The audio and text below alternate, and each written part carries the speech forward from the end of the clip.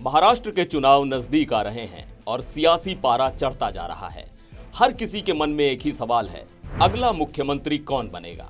एक तरफ महायुति है जिसमें बीजेपी और शिवसेना शिंदे गुट है, तो दूसरी तरफ महाविकास अघाड़ी है जिसमें शिवसेना उद्धव गुट, कांग्रेस और एनसीपी शरद पवार गुट हैं।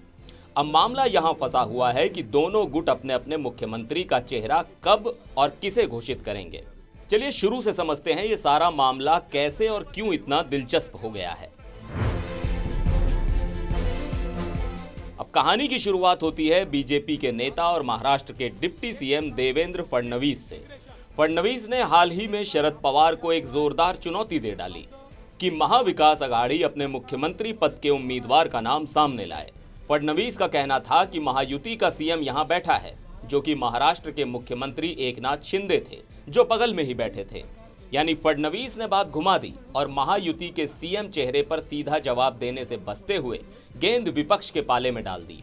बड़े मजे से उन्होंने कहा कि पहले तुम अपना उम्मीदवार बताओ, फिर हम देखेंगे।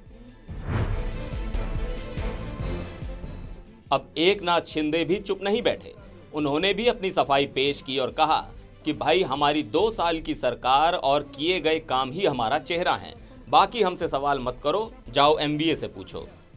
ये साफ दिखाता है कि महायुति भी अपने पत्ते खोलने से पहले जरा सोच समझकर चल रही है।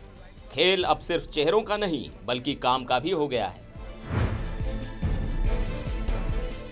अब बात करते हैं महायुति के तीसरे साथी अजीत पवार की। उनके भी कई चाहने वाले उन्हें मुख्यमंत्री बनते देखना चाहते हैं, लेकिन दिक्कत यह है कि बीजेपी और शिवसेना शिंदे गुट के बीच पवार साहब का खेल थोड़ा कमजोर पड़ता दिख रहा है। अजीत पवार की दिक्कत यह है कि वो उप मुख्यमंत्री पद पर कई बार रह चुके हैं और शायद इस बार भी उन्हें इसी पद से संतोष करना पड़े। अब देखने वाली बात यह होगी कि अगर महायुति जीतती है तो अजीत पवार कहां फिट होते हैं। अब आते हैं महाविकास अघाड़ी की तरफ। वहां भी सारा मामला अटका पड़ा है। उद्धव ठाकरे चाहते हैं कि महायुति पहले अपना सीएम उम्मीदवार घोषित करे, फिर वो अपना नाम बताएंगे। कांग्रेस और एनसीपी शरद पवार गुट इस मुद्दे पर अभी तक चुप हैं और चुनाव के नतीजे आने का इंतजार करने के मूड में हैं। उद्धव ठाकरे ने यहां तक कह दिया कि वो किसी भी नेता का समर्थन करने को तैयार हैं, चाहे वो कांग्रेस से हो या एनसीपी से, बस महाराष्ट्र का भला होना चाहिए। लेकिन सवाल ये है कि क्या कांग्रेस और एनसीपी उद्धव को मुख्यमंत्री बनाएंगे या फिर अपना ही कोई चेहरा लाएंगे।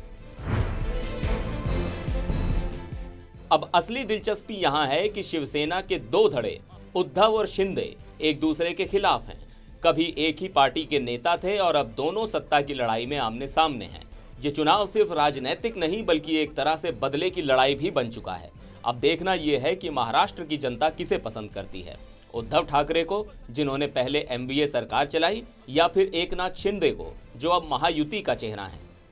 तो ये चुनाव सिर्फ वोटों की गिनती नहीं बल्कि असली लड़ाई चेहरों की, काम की और सियासी चालों की है। कौन बनेगा महाराष्ट्र का अगला मुख्यमंत्री? क्या उद्धव और शिंदे की लड़ाई में किसी तीसरे की जीत होगी या फिर अजीत पवार बाजी मार लेंगे? जवाब हमें 23 नवंबर को मिलेगा।